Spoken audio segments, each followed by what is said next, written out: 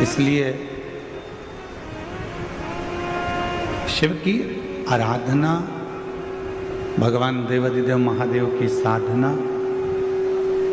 भगवान शंकर का भजन, भगवान शंकर का स्मरण बहुत जरूरी है। शिव नाम बहुत जरूरी है।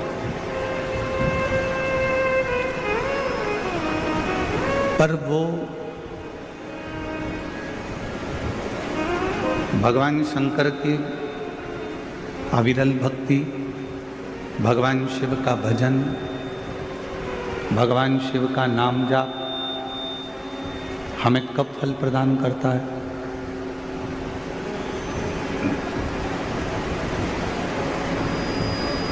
भगवान शिव की अविरल भक्ति हमें कब फल प्रदान करती है? जब हम एक स्वच्छ मन से, एक निर्मल मन से भगवान शिव की अविरल भक्ति कर रहे हैं। मालूम पड़े हमारे मन की पवित्रता ना हो, तन की पवित्रता तो हम कर ले। तन तो हमने साबुन से धो लिया, सर्फ लगा लिया, शैम्पू लगा लिया, तो शरीर की पवित्रता तो हो गई। पर शरीर की पवित्रता से ज़्यादा जरूरी है इस आत्मा की, इस मन की पवित्रता, इस हृदय की पवित्रता, इस दिल की पवित्रता। स्पीकर बढ़ाओ, स्पीकर नहीं बढ़े हैं, स्पीकर बढ़ाओ। और जब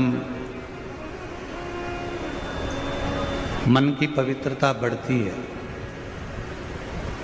तो भगवान शिव की शरणागति जीव को अवश्य मिलती है। रामचरितमानस में भी यही कहा, निर्मल मन सो मोहि पावा। आपका यदि मन शुद्ध है, मन की पवित्रता है, यदि आपका मन शुद्ध भाव से भगवान देवाधिदेव महादेव का भजन कर रहा है, मन शुद्ध भाव से भगवान शंकर की भक्ति कर रहा है, तो ये निश्चित है कि भगवान देवाधिदेव महादेव करुणा सागर करुणा करते जरूर हैं। और शंभु शरण पड़ी मांगो घड़ी रे घड़ी, दुख काटो दया करी दर्शन आपो। शंभु शरण पड़ी मांगो घड़ी रे घड़ी, दुख काटो दया करी दर्शन आपो। मन की पवित्रता से शिव पद की प्राप्ति, मन की पवित्रता से भगवान की शरणागति है। तो शिव पुराण कहती है कि केवल तन धोने से परमात्मा नहीं मिल सकता। शिव महापुराण की कथा कहती है कि केवल तन साफ कर लेने से परमात्मा की प्राप्ति नहीं हो सकती। परमात्मा की प्राप्ति कब होगी? जब हमारे मन को हम निर्मल रखें।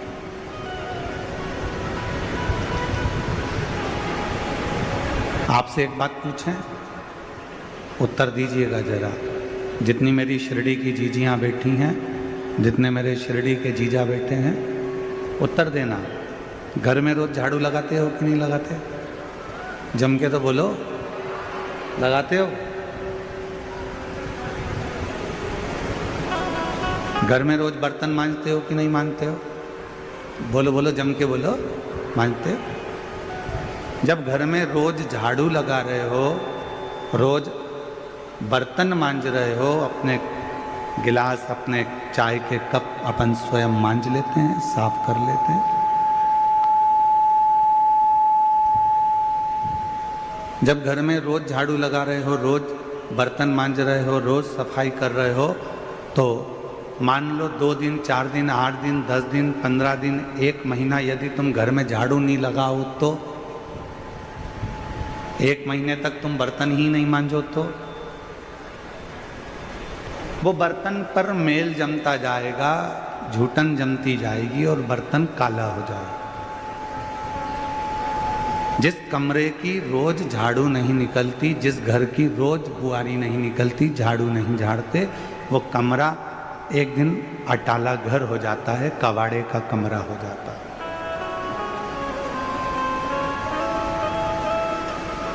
वो कबाड़ा रूम हो जाता है, भंगार ही भंगार मिलेगा उसमें, धूल ही धूल मिलेगी। रोज बर्तन साफ करना भी जरूरी है, रोज कमरे की झाड़ू लगाना भी जरूरी है, रोज अपने घर को साफ करना जरूरी है। उसी तरह जैसे रोज कमरे की झाड़ू, रोज सफाई, रोज बर्तन मांजना जरूरी है, उसी तरह रोज नहाना भी जरूरी है। तो रोज शिव महापुराण की कथा सुनकर इस मन को साफ करना भी जरूरी है। प्रतिदिन कथा सुनो, प्रतिदिन भगवान की अविरल भक्ति को धारण करो, प्रतिदिन शिव, जब हम प्रतिदिन भगवान शंकर के मंत्र जाप को करते हैं, प्रतिदिन शिव नाम को जपते हैं, तो हमारा मन अपने आप साफ होते चले जाता है।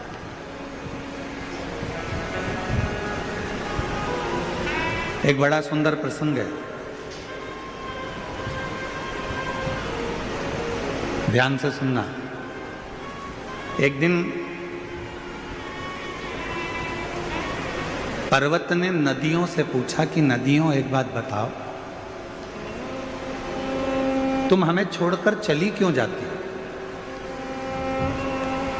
गंगा कहां से प्रकट हुई? हिमालय से, पर्वत से।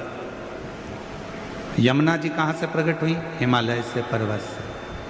अलकनंदा पर्वत से, मंदाकिनी पर्वत से, गोदावरी पर्वत से, नर्मदा पर्वतों से।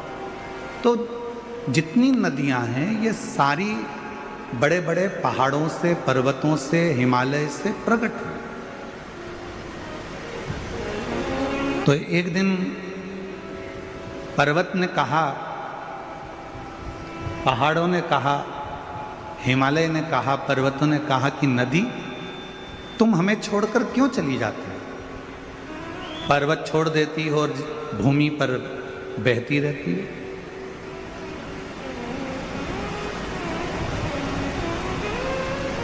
नदी चुप रही, कुछ बोली नहीं। फिर पर्वत ने कहा कि नदी एक बात बताओ कि तुम हमको छोड़कर क्यों चली जाती हो? तब नदी ने उत्तर दिया पर्वत को कि पर्वत, तुम बहुत कठोर हो, और तुम इतने कठोर हो, तुम्हारे कठोरपन के कारण हम तुम्हें छोड़कर चले जाते हैं। शिव महापुराण की कथा कहती है यदि अच्छे रिश्ते रखना है, परिवार में सबको जोड़कर रखना है, अपनों को अपना बनाकर रखना है, तो ज़्यादा कठोर बनकर मत रहना, वरना नदी चली जाती है तो इंसान भी चला जाता है।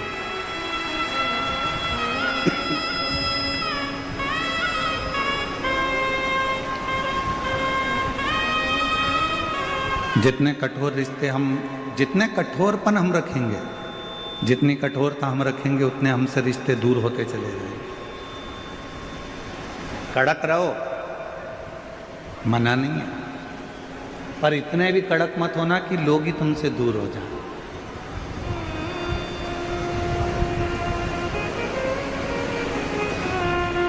क्रोध करो, मना नहीं है, पर इतना भी क्रोध मत करना कि लोग तुमसे दूर हो जाएं।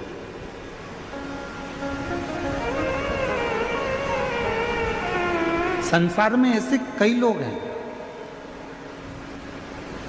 जो दिल के साफ हैं, पर उनका जो भड़बड़ापन है, उनका जो क्रोध है, उनका जो कड़कपन है, वो कड़लापन कई लोगों को दूर कर देता है। जब पर्वत कठोर है तो नदी दूर चली जाती है, तो इंसान जब कठोर होता है, कड़ला होता है, अकड़ में आता है, तो लोग भी उससे दूर हट जाते हैं। लोग दूर।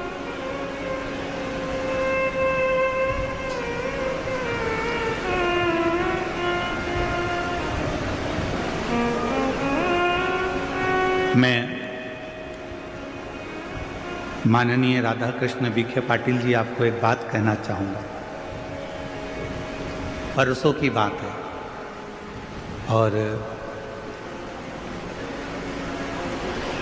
परसों जब हम आपके घर से आ रहे थे तो वहाँ बहुत सारे लोग, कोई कहीं कहीं से आए होंगे, तो इकट्ठे हो गए।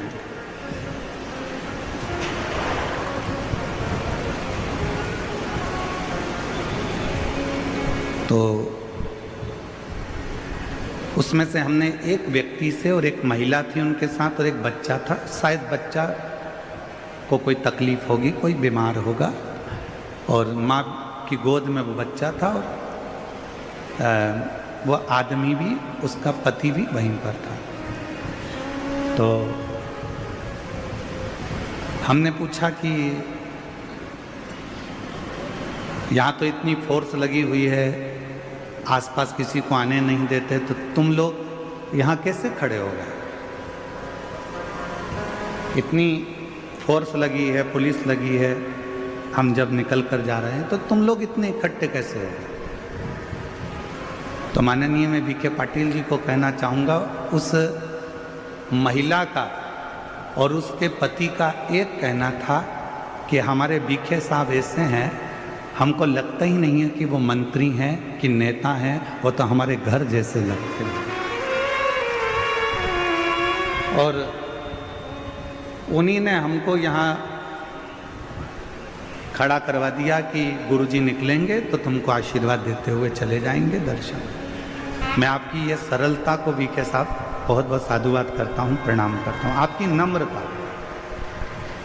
उस बहन का शब्द ही यही था, उस भाई का यही शब्द था कि हमको लगता ही नहीं कि वो मंत्री, हमको लगता ही नहीं कि वो नेता है, हमको तो लगता है कि हमारे घर का जैसे कोई सदस्य है, अपने मन की बात कह देना और उसको वो सुन ले। एक कितने भी उच्च पद पर बैठ जाओ, कितनी भी बड़ी उच्च पद पर पहुंच जाओ, ये शिव महापुराण की कथा कहती है, पर्वत से नदी कब दूर होती है? पर्वत जब कठोर हो जाता है तो नदी चली जाती है।